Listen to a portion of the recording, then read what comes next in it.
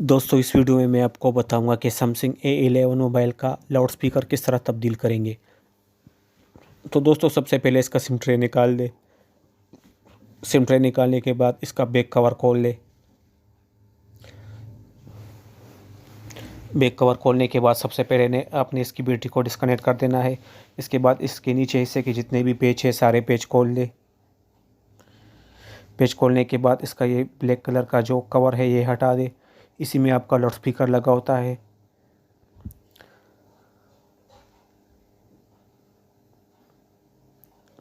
तो दोस्तों ये आपको बाज़ार से आसानी से मिल जाएगा। ये नया ले ले और इसमें लगा दे। अगर इसकी आवाज़ स्लो हो तो इसको साफ़ कर दे। अगर सफाई से ना हो तो फिर ये चेंज कर दे।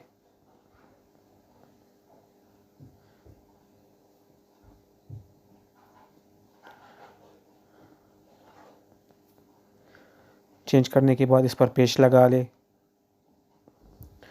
और बैटरी को कनेक्ट कर दे और इस पर बैक कवर बिल्कुल सीधा रखकर इसको साइडों से थोड़ा सा ज़ोर दे देते ये खुद ब खुद फिट हो जाएगा। ज़्यादा ज़ोर देने की ज़रूरत नहीं है। तो दोस्तों वीडियो देखने का बहुत बहुत शुक्रिया। आखिर में इसमें सिम ट्रे डाल दे।